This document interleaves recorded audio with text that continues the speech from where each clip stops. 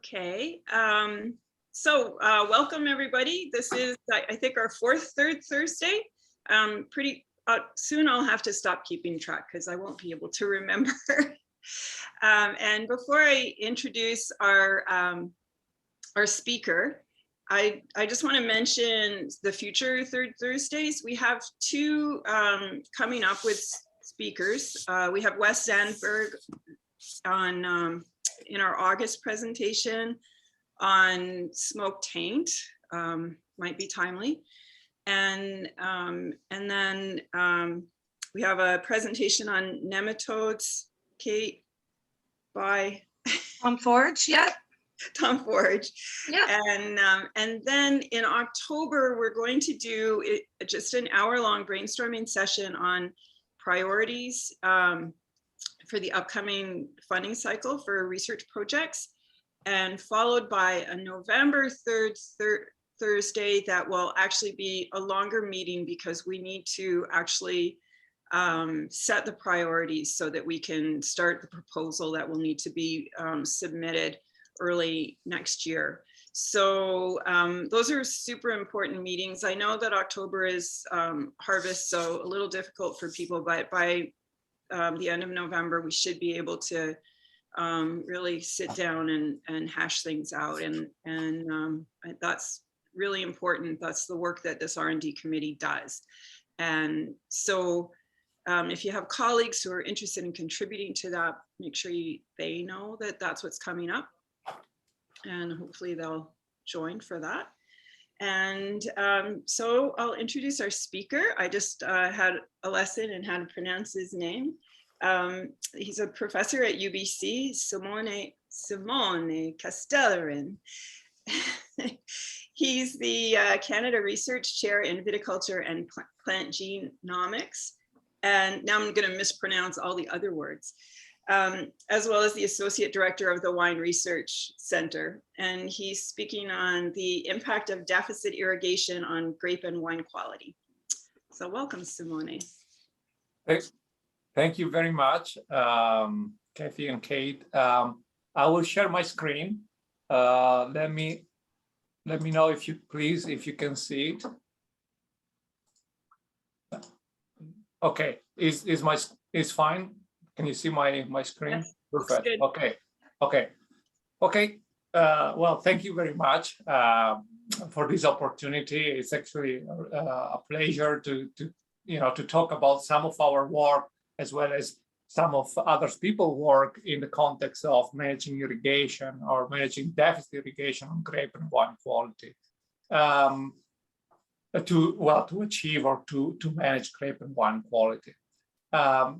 This is a topic that is still very important. Like irrigation science is one of the major fields in viticulture, and this study is a review paper from this year from a group in Spain who has assessed how many studies on irrigation or managing irrigation in vineyard has been published, across the years.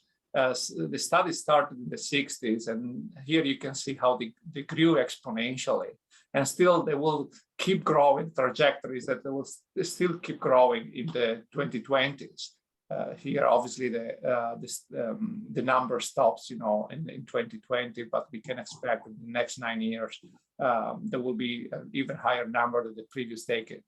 So it's definitely a relevant topic.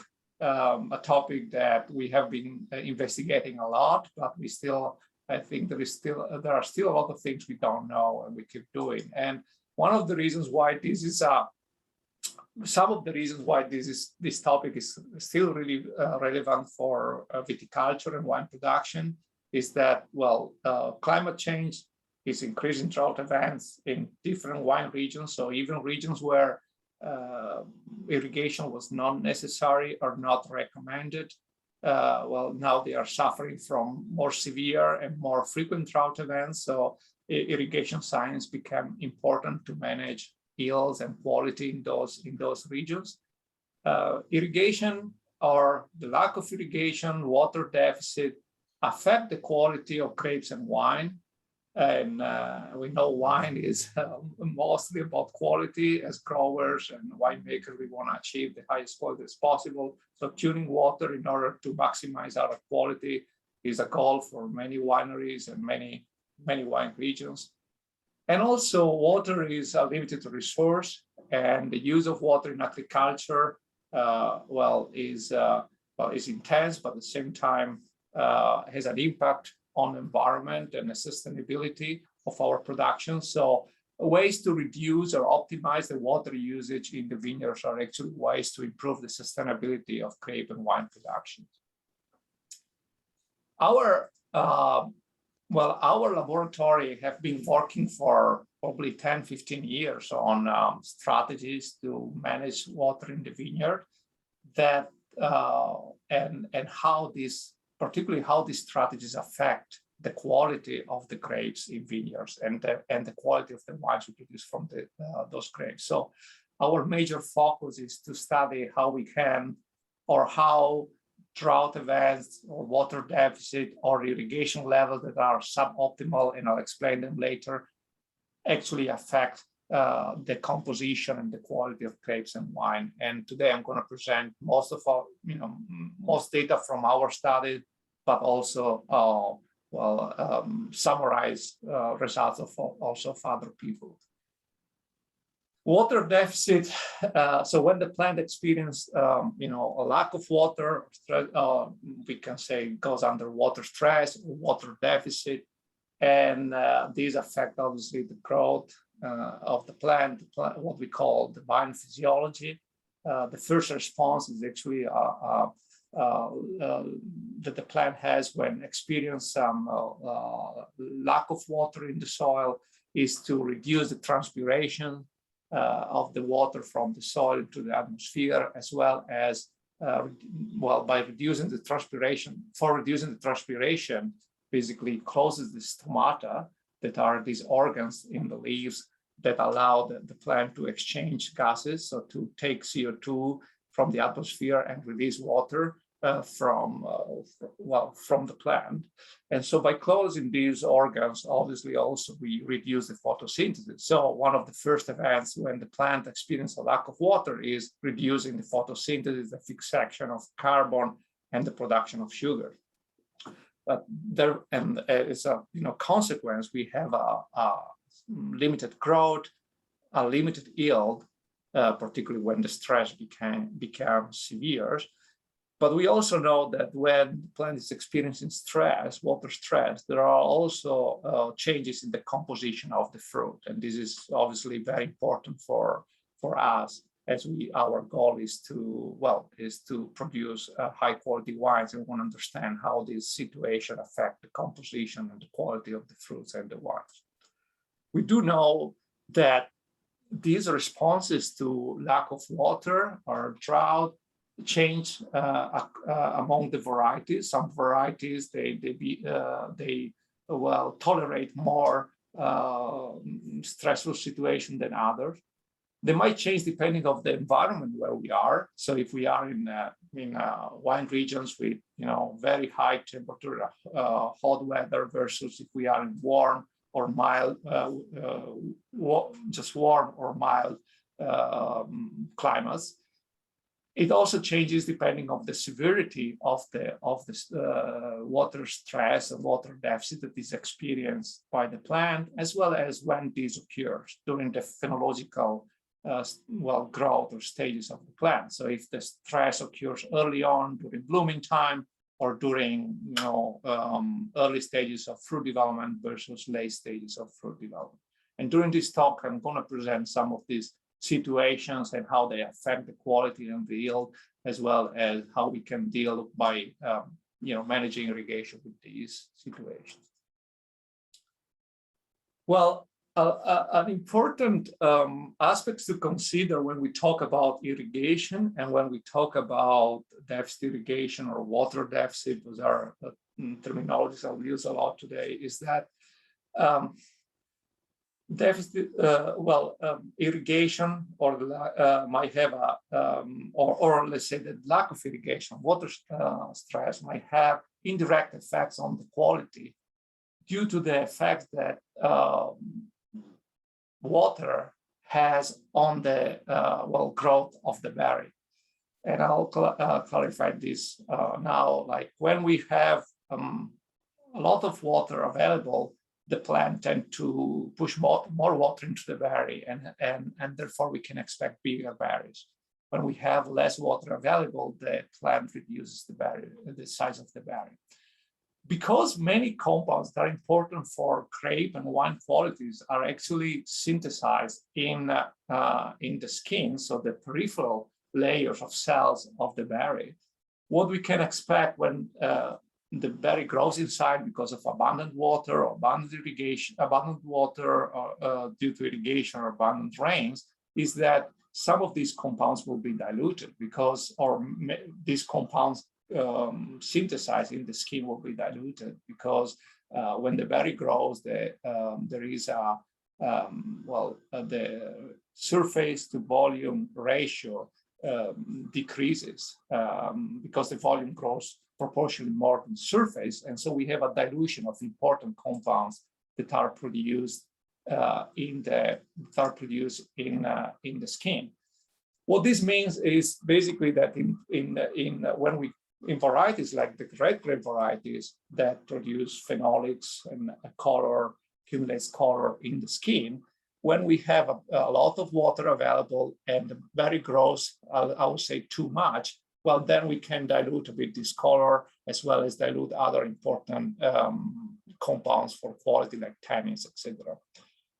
Therefore, it's critical to manage irrigation, manage water, or manage stress in the vineyard in a way that is not penalizing the quality of our fruit. It has been a lot of these studies that on managing irrigation, managing water. In fact, I've been doing in red grape varieties, and many wineries, many vineyards are actually already applying what we call depth irrigation strategies that we'll present later. But less is known about the effect of irrigation or deficit irrigation on white grape varieties. And my talk will focus a bit more on the white grape varieties and the effect of these strategies on the aromas. However, I will also introduce this concept that, it's important when we talk about stress or irrigation to precisely define, what are the levels of stress experienced by the plant. We in research, we use almost always this tool that we call the Scholander pressure chamber, and I'm pretty sure that several people who is in this call today is using this tool in the vineyards to understand how stressed or how well the plant feels in relation to water availability. This tool allows us to measure the leaf water potential or the stem water potential, depending on how we do the measurements. There are two measurements that are related one to each other. I can explain a bit more later during the question time if it's needed, what is the difference between the two. But I just wanted to mention this now because it's important to recognize that with this tool, we can understand what are the real levels of stress experienced by a vine when it's in a vineyard. So with this tool, we can understand, for instance, the plant here has no stress, and so values of minus 0.9 megapascal and higher, identifying no water deficit. You can easily translate these values into atmosphere or bars by multiply by 10. So 9 bars means up to minus 9 bars, we have no stress. But when the values get lower is where we start experiencing weak, moderate, or severe water stress. And this tool allowed us to understand where we are at. And we use this tool in our research to understand, to find thresholds of stress that the plant can tolerate. And we can use in vineyards to save water and also to manage our fruit quality. I will discuss this in the next slides. Something to mention is that we do see quite a, if we want to relate these levels to the yield. We can say that when we have no stress, we maximize the yield, but then when we have weak mild, we tend to reduce our yields to the minimum levels that we observe obviously when the stress gets very severe. Normally, we call severe stress when it's lower than 16 bars or lower than minus 1.6 megapascal. As I said, a lot of people, including our lab, have studied red grape varieties. And this is something we have published in collaboration with the ISVV of Bordeaux, with my colleague, Dr. Grape, where we did what we call a meta-analysis, analysis of other people's studies to understand how severe, moderate water deficit affect yield and quality of the grapes in red grape varieties. As I said, there are a lot of studies published, and we try to summarize them and reanalyze them. We observed that, when in condition of severe water stress in red grape varieties, we have reduction of yields that they are 50, up to 50 or 70%. So severe reduction of yield. If the stress is moderate, like in this pink bar, we have reduction of 25%. This is an average of about 20 studies. But we also observed that these water stress conditions tend to increase the anthocyanins, so the red pigments that affect the quality of red wine, tend to increase the concentration of tannins, and this increase is observed both in the berry and in the wine. We have generally actually quite minor effect on sugar and tetrahydral acidity compared to the major effect we observe on the phenolics, and obviously the negative effects on the yield. Ourselves, we conducted several studies on these, and these studies confirm also what other people are finding, is that when we apply moderate or severe water deficit to red grape varieties, that we can affect the quality of the red wine. And in these graphs are presenting the result of a sensory analysis of wines produced from controls in blue and deficit irrigated vines. Basically, those vines were exposed to from moderate to severe water stress, and we produce wine out of those grapes. And consistently, we observe more color, more body of the wine, and more aromas that are related to fruity aromas, and as well as a higher intensity of the aroma. So this is what several studies have found, that when we apply moderate or also severe water deficit to red grape varieties, we tend to improve the several quality aspects of those wines. When the stress is too severe, obviously we have strong limitation of yield, so probably not always these stresses are sustainable, and even in the long term, because we know that when we apply severe stress in our vineyard, what happens is that the fertility of the vineyard over the years will decrease. So severe conditions are probably not sustainable in long terms. Moderate stress conditions are more sustainable and have less effects on the yield, so are sustainable in vineyards, but can also improve the quality. So this is why in several wine regions, managing water deficit or managing irrigation so that we keep the plant under moderate water deficit is quite common when we produce red grape varieties. As I said before, less is known on how white grape variety can withstand water deficit, or what is the need of irrigation for white grape variety. We tend, generally speaking, to irrigate white grape varieties and avoid stressful conditions. One study we did 10 years ago was interesting for us. Was I will say this study has some limits in terms of how it can be applied, because in this study we apply severe level of stress to the plants, and it was a white grape variety, and you can see the result of when we pretty much we do not irrigate vines in a dry region. And what happens at harvest, the whole canopy was pretty much affected, and we had leaf abscission. And so compared to control, this canopy is not efficient at all. And the reduction in yield was very severe. So this was, interesting, an important study for us for research, but I will say that these deficit levels cannot be recommended in commercial vineyards.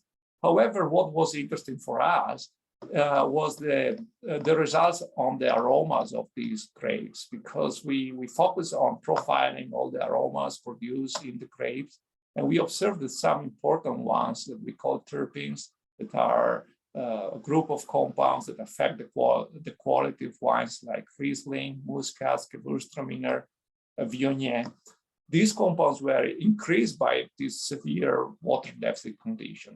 So, and as well as was increased the biosynthesis. So it was not just an effect, like I mentioned before, due to the berry size. So smaller berries determine an increase in the concentration of these compounds. Actually, we did molecular work, and we observed that the pathway that produces these aromas were stimulated by water deficit.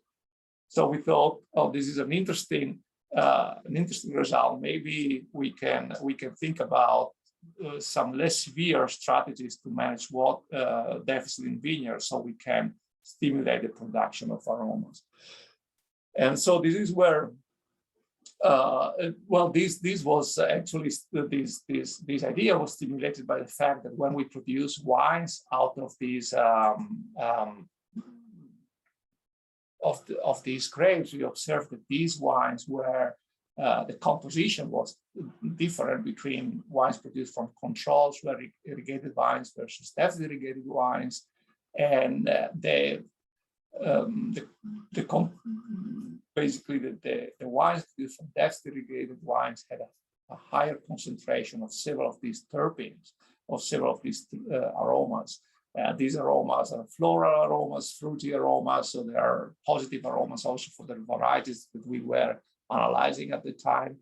And the concentration was increased for both what we call free terpenes and bound terpenes. The free are the ones that are already volatile, and you can smell. The bound get released during fermentation, can be released from the sugar moiety that are attached to and become volatile during fermentation, during wine aging. So in both fractions of terpenes of these, let's say, good aromas were increased by these deficit conditions. But again, we knew that this was a non-sustainable treatment in commercial vineyards because it was extremely severe water deficit.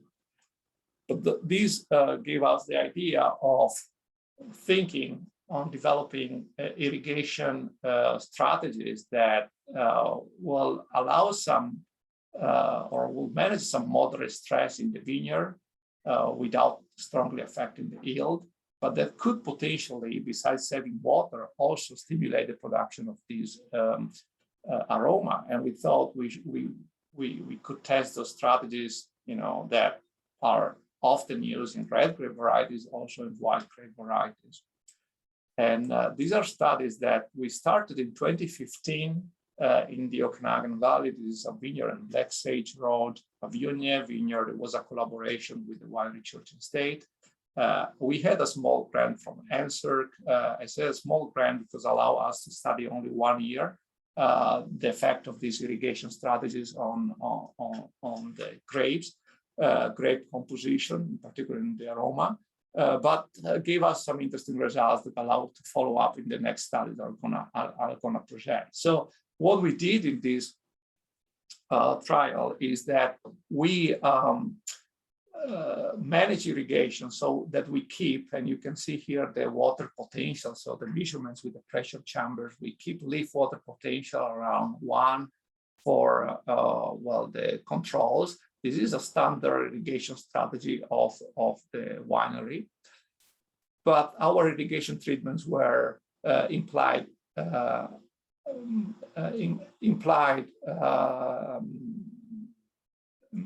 imposing irrigation water stress early on during the season to our vines, What I mean early on, I mean after fruit set, around 20, 30 days after anthesis, we started withholding irrigation unless the deficit was becoming severe. And for our early deficit treatment, we kept this treatment up to veraison, and at veraison, then we started irrigating the plant as controlled. And then we had another treatment we call prolonged deficit. So we kept plants under moderate water deficit, again identified by water potential values of around 12, 13 bars negative throughout the whole season. So we had this 3 irrigation system. What we found interesting is that this strategy that was, considering moderate levels of stress in the vineyard, did not affect much in the fruit at harvest. We have no effects at harvest on berry weight, yield that I'm not presenting here, sugar, the tratable acidity. We did observe effects earlier on during the season, but not at the commercial harvest point. What was interesting though is that, again, like we observed in the previous study, there was an increase, particularly with early deficit treatment, of some terpenes. Some of these aromas, like linalool and alpha-terpineol, are considered key aromas for the Viognier grapes, and they were increasing concentration at harvest by these regulated deficit irrigation. So applying less water had some positive effects on the aroma of, or the concentration of some aromas in Viognier. This study also was interesting for us because we, the winery produce wine from our plots, or from the grapes that have been exposed to irrigation, so no stress, and grapes that were exposed to early or prolonged stress. And what was interesting is that actually when we did a wine tasting of those wines, and the winery did it also with the wine club and other technicians and winemakers, was that what we observed was that actually all the 3 wines were good. None of the wines was really had really flaws or had really strange aromas, but the aroma of the wines were very different. So there was a perceivable difference in the aroma of the wine depending on how we were irrigating the vines in the vineyard. So we found that very, very interesting. And so what we follow up with another study that actually this time was a longer term study, thanks to the contribution of the BC Wine and Grape Council and the collaboration of Andrew Peller Limited, and as well as other funding agencies. So this larger study allow us to study the effect of this regulated deficit irrigation in white grape varieties, Gewürztraminer in this case, for several seasons, in order to have a better picture of how we can apply these strategies in vineyards. Was done in Oliver. The 3 seasons were 16, 17, and 18, and growing degree days was 1600 growing degree days. Quite similar the 3 seasons. As you know, you're familiar with the Okanagan. We have no rain from June, July, depending on the season, and we obviously have to sustain our production with irrigation.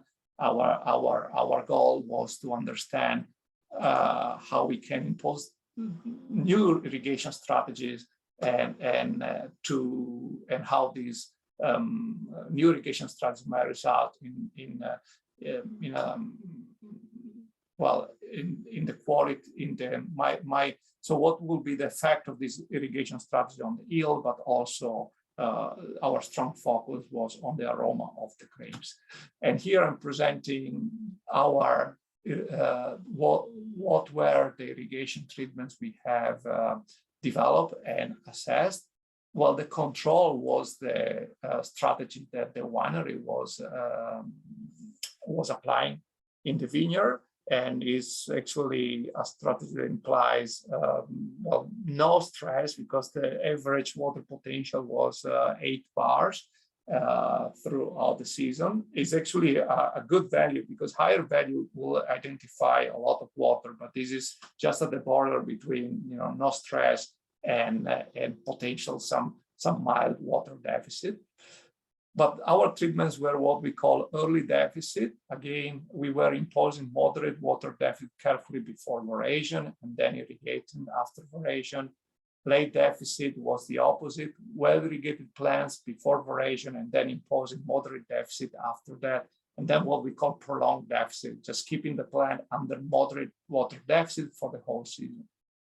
We characterized, physiology of the plant, photosynthesis, yield, berry and sugars, but the focus was aromas, so terpenes, free and bound. Terpenes are actually a class of aromas that are critical for Gewürztraminer. So an effect on terpenes will very likely result in an effect on the aroma of the Gewürztraminer wine.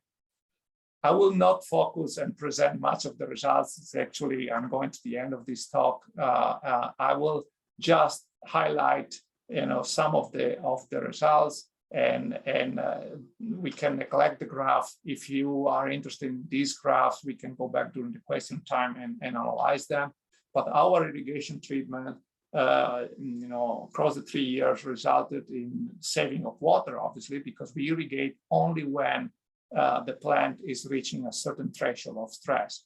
And so the early deficit implied us saving 30% of the water in the vineyard. Late deficit was almost 40% of the water as an average across the 3 seasons. And prolonged deficit was a saving of 50% of the water.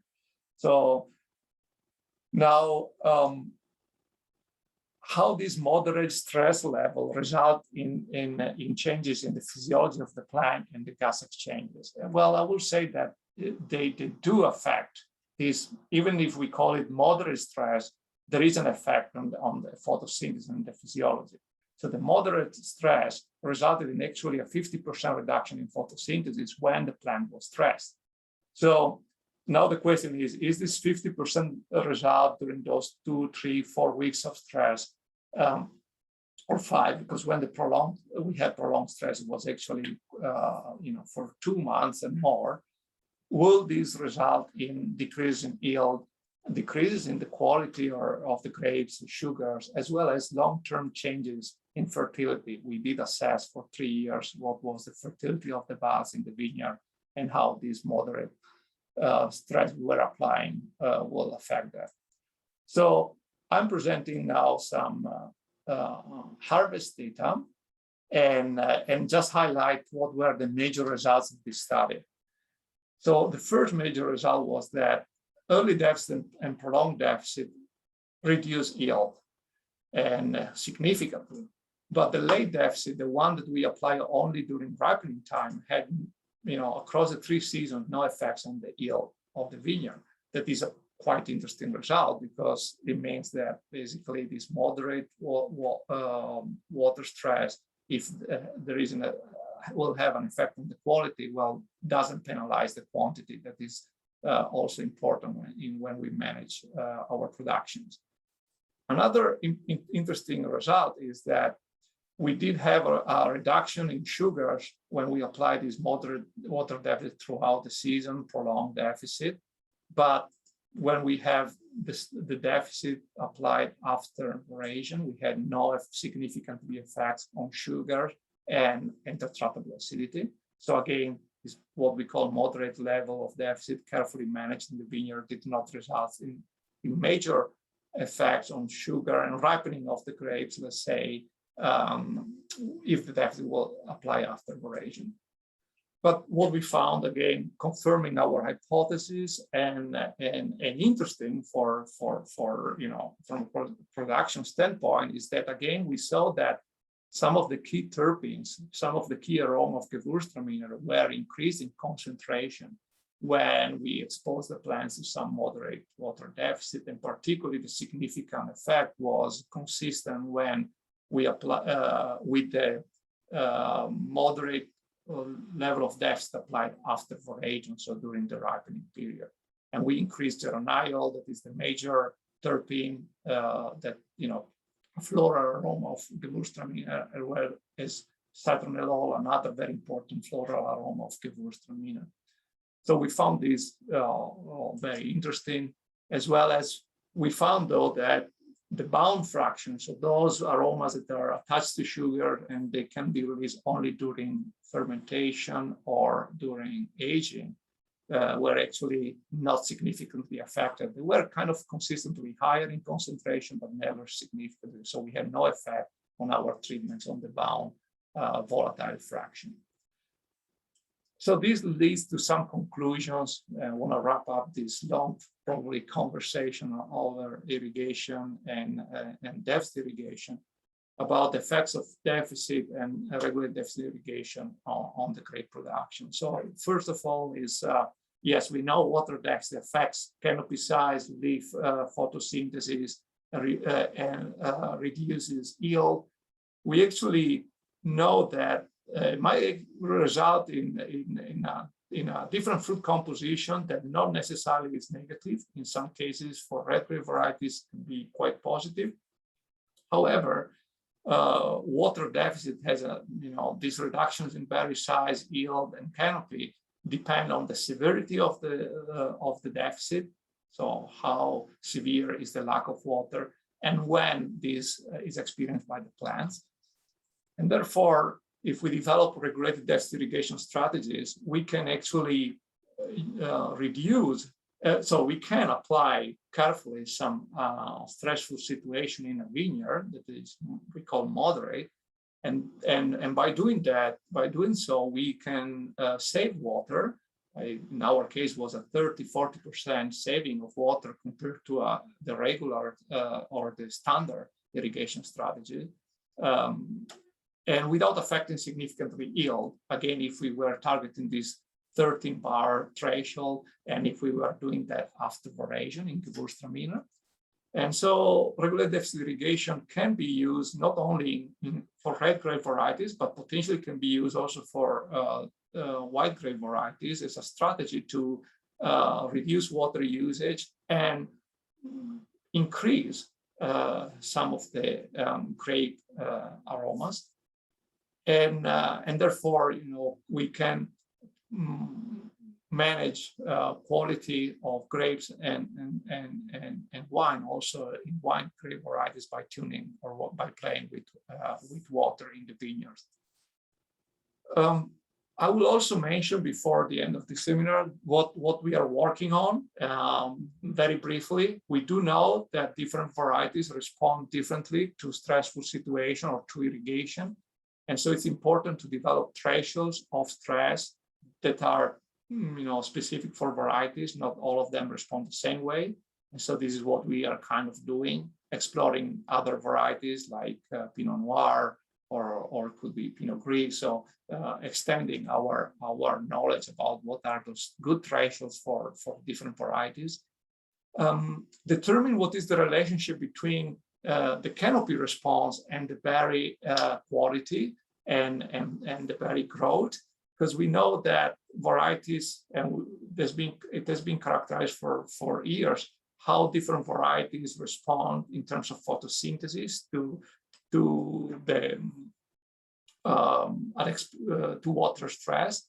However, how the type of response that they have at the canopy level in terms of photosynthesis is we do not know how it relates with the type of response they have at the fruit level and on the composition of the fruit, etc. So we are trying to do this relationship between responses at the canopy and responses at the berry level.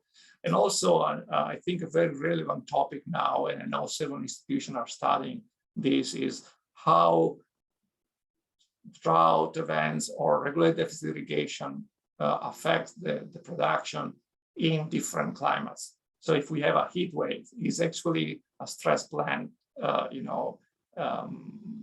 how a stress plant is going to respond. Obviously, we tend to avoid stressful situation when in a heat wave, etc. So, but this is where where we need more knowledge to know how we carefully manage irrigation during heat waves or in different climatic conditions. So I would like to thank you for the attention, but also thank all the people who were involved in these projects, particularly to Eugene Kovalenko, who's the student, master student who performed most of the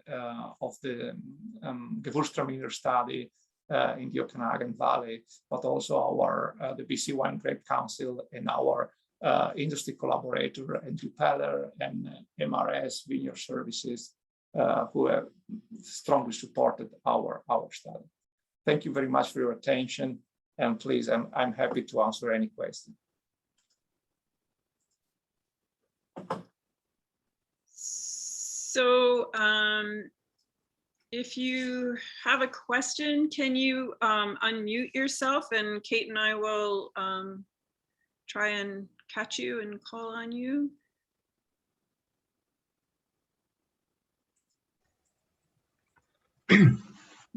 Hans. Yeah, thanks. Very interesting presentation.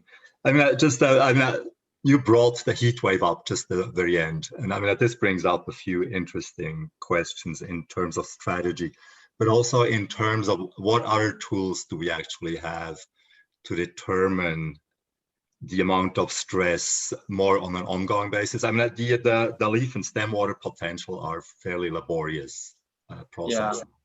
Have you compared this with any leaf temperature readings in terms of the differential between the leaf temperature and the ambient temperature? Would that be a way of avoiding the plants from shutting down completely?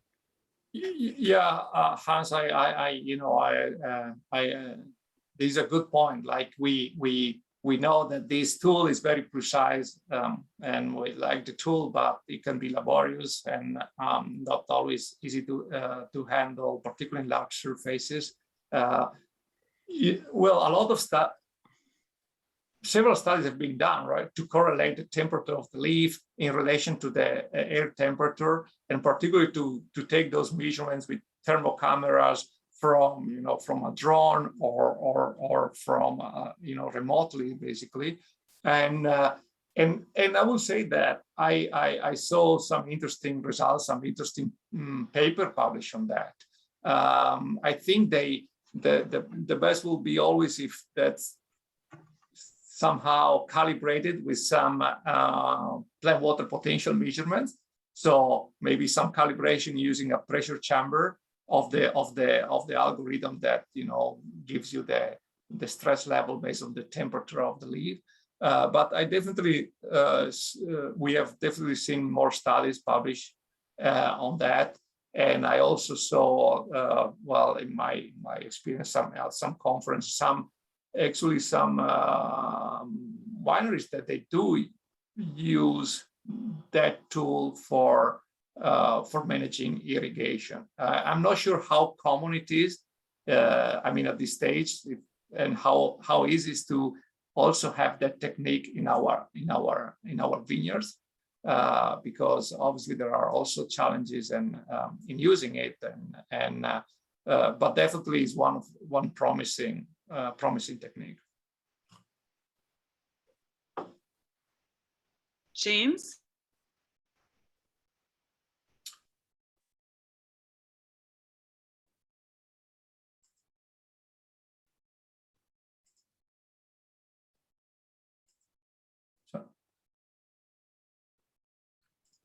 Stefan is asking, how does it affect the cold hardiness?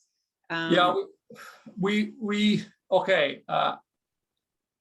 In our study, we don't have result about that. We didn't assess that. Actually, we did assess in our study in Gewürztraminer, what they've been showing, the moderate levels of deficit and the three strategies, early, late, and prolonged, had no effect on the cold hardiness if we compare to our control, as well as we didn't observe an effect on the fertility of the buds, fertility of the shoots, even in the long term of the 3 years. I must say that we did not observe damages those years of cold hardiness in our vineyards. So we kind of don't know if there is a high pressure or if there is a very low temperature, how the plant will respond. I know that in Summerland, Agricultural Food Canada, I think Karl Bogdanov have done some studies on how irrigation affects cold hardiness. I think, I mean, I'm not sure if he's in the call, but also on how abscisic acid, that is the hormone that is produced by the plant when it's under stress, might reduce cold hardiness. So I think that there is a belief that some level of moderate deficit will actually could improve cold hardiness by having the buds ripening earlier and being ready earlier. But I actually is not part of our work, and probably there are folks in Summerland that have extended knowledge on that.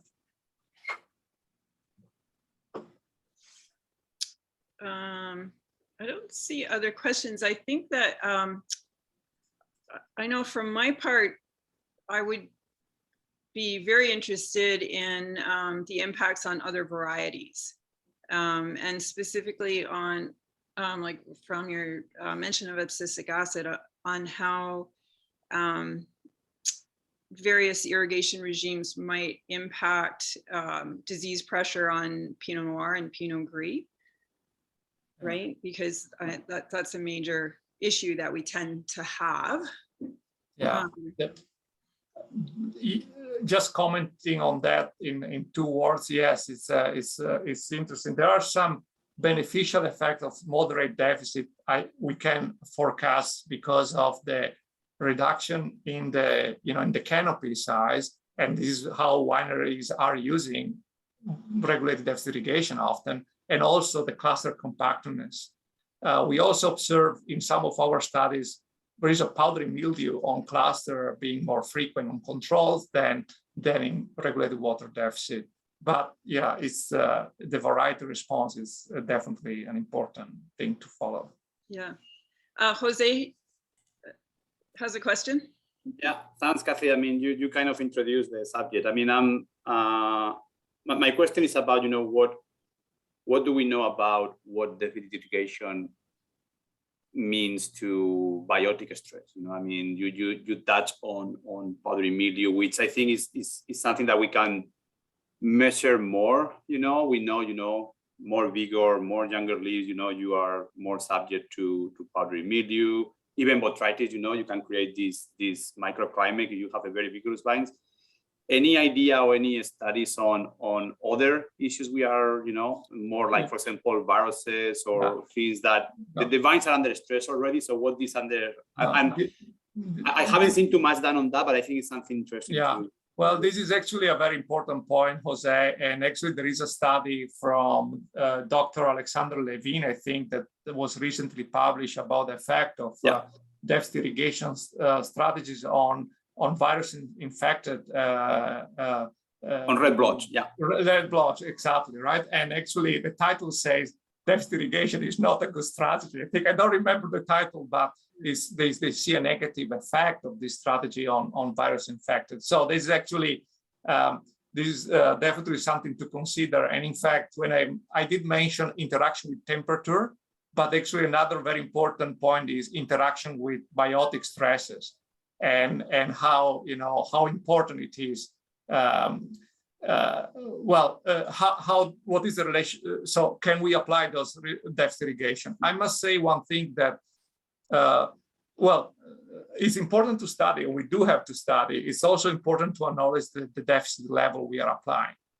If it's moderate and if it's limited to some weeks, or if it's severe or moderate and extended for the whole season. We observed this in our study as well, where when it was moderate and contained for 2-3 weeks, we do see good things happening, versus if it's like severe in other studies or consistent throughout the season, then is where we don't see these beneficial effects. So this is also another thing to consider when we see those interactions.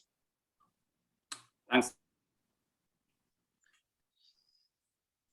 Are there any other questions?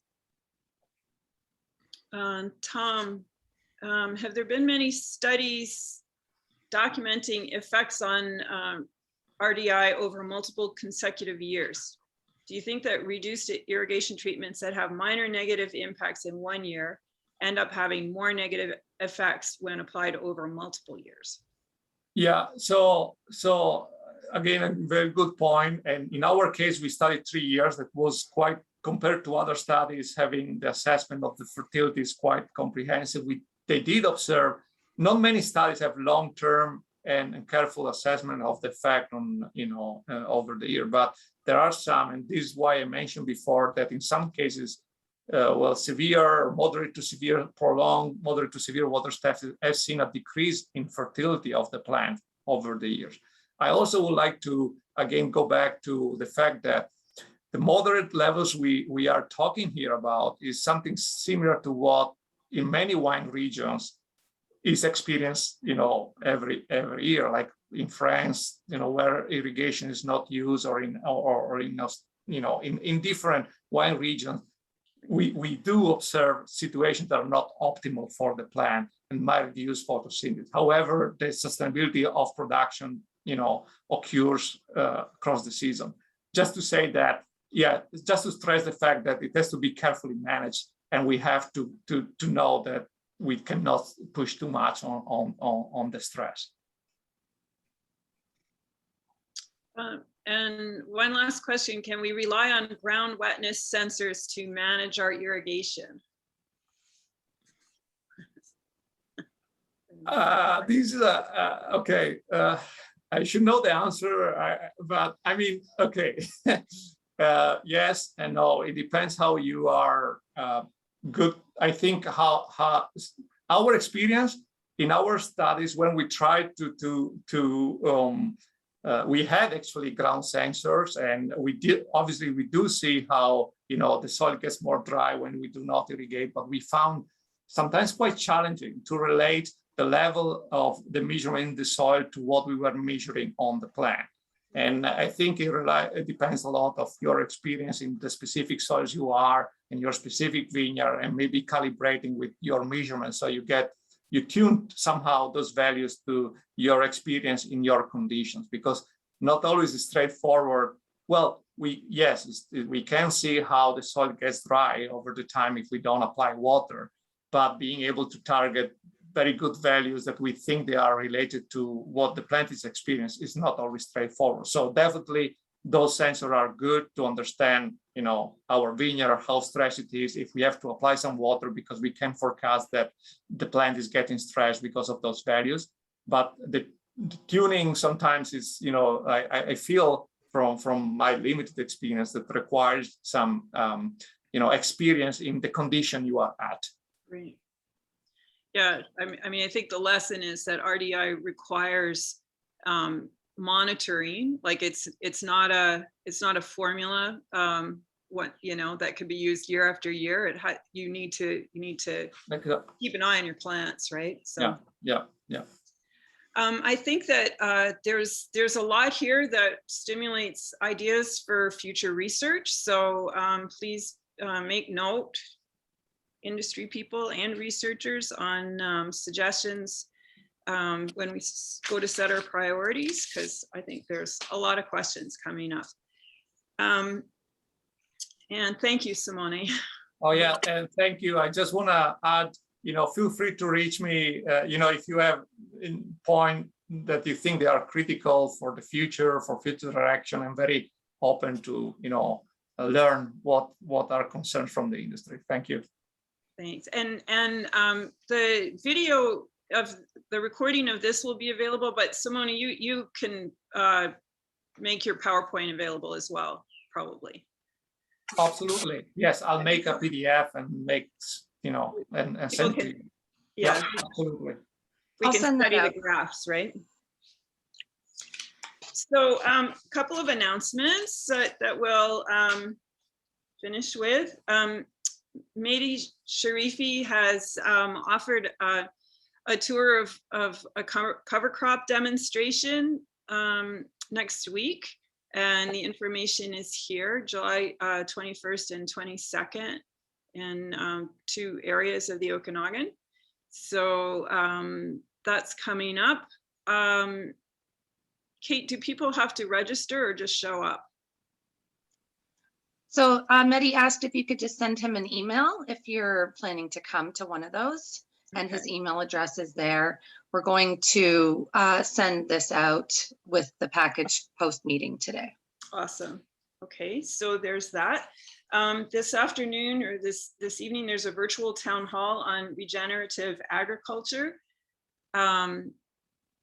at between 5:30 and 7. And here's the information on this. There's some interesting speakers presenting, and this is a topic that's been suggested for our next conference. So this for sure is something that you want to take in if you are able. And then we have our next third Thursday is August 15th and August 19th. And it's, as I mentioned, Wes Zandberg is presenting on their current achievements in smoke taint research. So that's really interesting. And we have our AGM on August 10th. So this is a joint AGM between the Wine Grape Council and the BC Grape Growers Association, as we've done the last couple of years, and it will be followed by a soil health workshop. So the timing is 12:30 to 3:30, and we'll each have a short AGM. We have elections for a few positions, and you should have gotten the information on that. And then the soil health workshop starts at about 2 p.m. So it'd be great if you join us for that. And I think I hit everything. Anything on your end, Kate, that I missed? No, I think that's everything. And I'll be sending a package out to the full group later today. Awesome. So thanks everyone for joining. Thanks again, Simone. And I look forward to seeing you again next month. Great. Thanks, Simone. Take care. Thank you very much. Take care. Bye-bye.